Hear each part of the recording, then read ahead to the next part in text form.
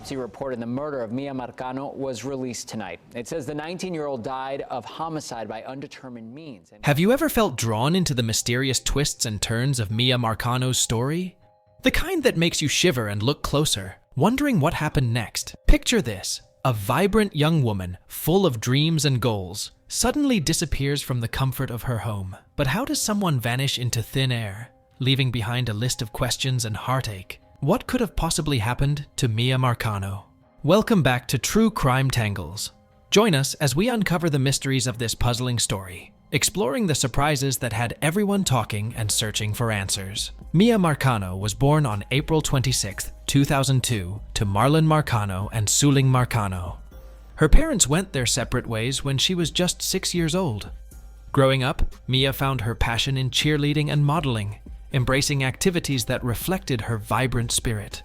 When it came time for college, she pursued her studies in sports medicine, driven by a love for athleticism and helping others. In 2021, Miya found herself in Orlando, where she was employed at the leasing office of the Arden Villas apartment complex. Interestingly, she also lived in one of those apartments, binding her life closely with the community she served. One of the maintenance workers at the complex was Armando Caballero, a 27-year-old Latino-American man. He was born on February 14, 1994, in Panama City, Florida.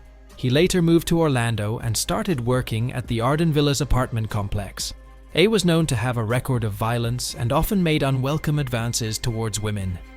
In a disturbing incident at a previous apartment complex where he worked, Armando reacted violently when a woman turned down his romantic advances.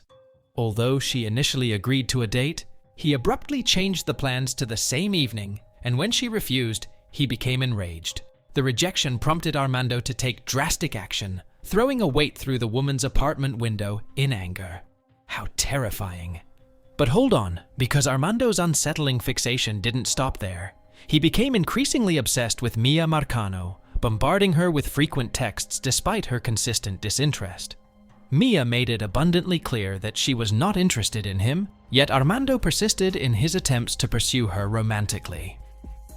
Moving on to September 24, 2021, when a maintenance key fob, known to belong to Armando, unlocked Miya's apartment at 2:14 p.m. Subsequently, at 4:34 p.m., the same key fob was used once again to gain access to Miya's residence. Then, around 5 p.m., Miya was spotted leaving the leasing office after finishing her shift. Shortly after, at 5:06 p.m., Miya used her key fob to enter her apartment. Tragically, it was at this moment that Armando launched his attack on Miya. He muted her by wrapping her hands, feet, and mouth with duct tape before carrying her lifeless body through the window and placing it in the trunk of his car. Armando departed the apartment complex at 5:52 p.m., his sinister deed concealed from the unsuspecting eyes around him. Talk about cruelty at its peak. Later, at 7:01 p.m., Armando planned a fake maintenance call as a pretext to return to the apartment complex, attempting to cover his tracks. After some time, he used Miya's key fob to swipe the exterior lock to her apartment, although he did not go inside. How cunning. Approximately 22 minutes later, Armando left the premises, leaving behind a trail of deception and despair. And finally, at 8:30 p.m., he discarded Miya's body approximately 18 miles away near condominiums. Now, it's important to note that Miya was known to stay in close contact with her family, so when they realized she was missing, they acted swiftly. Her mother contacted the police at 9:23 p.m. Responding promptly, a police officer arrived at Miya's apartment by 10:02 p.m., finding the front door securely locked. Looking through the back window of the apartment, the officer saw that everything was okay. 19 minutes later, Miya's roommate, alerted by Miya's family, arrived and granted the officer entry. Upon inspection, the officer discovered Miya's bedroom door locked, prompting further investigation. Returning to the rear window, the officer noticed it was unlocked this time. A small shelf positioned under the bedroom door handle suggested an attempt to block entry. Inside Miya's bedroom, unsettling clues emerged. Her necklace lay on the floor, a dried blood spot was on her pillowcase, and a box cutter lay hidden under a rug, unrelated to Miya's possessions. Notably, Mia's cherished teddy bear, a constant companion she even took to work, was found tucked away in her closet. As the night wore on, official concerns grew, and by 1:36 a.m. on September 25th, Miya was officially declared a missing person by the police, marking a distressing turn in the search for answers. Just imagine the pain of her family. As the night progressed, Mia's family members gathered at the apartment alongside the police, and their worries fell in the air. Just after 4 a.m., a significant moment unfolded. Armando was spotted by the police at the apartment complex, drawing the attention of Mia's anxious relatives. The relatives watched while the police engaged him in conversation. Armando, identifying himself as a maintenance worker, seemed out of place, especially since he wasn't scheduled for duty at that hour. Brace yourselves, because here's where things got interesting. In an attempt to explain his presence, Armando claimed that he had heard from a mutual friend about Mia's disappearance. However, the name he provided wasn't recognized by any of Mia's family members. They knew all too well about the harassment Miya endured from Armando, making his sudden appearance and swollen face highly suspicious. Questioned by the police on the spot, Armando was eventually released due to a lack of convincing evidence tying him to the crime. However, for Mia's family members, the doubts carried, casting a shadow of suspicion over his involvement in Mia's disappearance. At 8 a.m., Mia's family members went to Armando's apartment in a car, parking nearby to observe him closely. Armed with a cell phone, they recorded his every move as he stood next to his vehicle, wearing latex gloves. With a sense of urgency, Armando retrieved a blanket from his car and carried it into his apartment, a sight that raised suspicions among Mia's family members. Sensing something was wrong, they promptly dialed the police at 8:17 a.m. to report their observations. As tensions rose, Armando felt people watching him.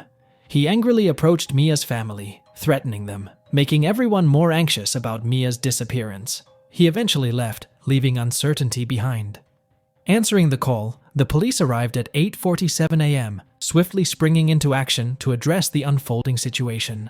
They contacted Armando, urging his return to the apartment complex. Approximately 20 minutes later, Armando agreed, allowing a thorough search of his apartment. Even though they tried hard, the police couldn't find any proof connecting him to the crime. How upsetting indeed. At 3 p.m., Armando drove away from his apartment, disappearing forever. As evening fell at 9:35 p.m. precisely, he sent his final text message from his phone, marking a haunting farewell. Sometime thereafter, he went to a shed at another apartment complex where he was employed, sealing his fate with a tragic act of self-harm, ending his own life by hanging. A dreadful end. After Armando died, the police discovered that Armando went into Mia's apartment without permission. This made them think he might be responsible for breaking in and taking Miya. The police tried to arrest him, but they couldn't find him because they thought he was hiding. Then on September 27th, a grim discovery shook the community to its core. Armando's lifeless body was found. In a chilling twist, Mia's blood and hair were uncovered among his belongings, further strengthening the suspicion surrounding his role in her disappearance. On October 2nd, 2021 at 10:45 a.m., Mia's body was discovered, sending shockwaves through the community. Wearing just jeans and a bra, she appeared as if she had been caught off guard while changing her clothes. The chilling theory suggests that Armando went into her closet, lying in wait until she began to undress before launching his horrible attack. Mia's story is one of deep sadness and unanswered questions. Unfortunately, we don't know how she exactly died because only her bones were found. The lack of clear proof makes her disappearance and death even more mysterious and heart-wrenching. Now, tell us, what steps can you take to ensure the safety of yourself and those around you? Share your thoughts in the comments below. And if you enjoyed this video, make sure to like and subscribe for more interesting mysteries. Thank you for watching.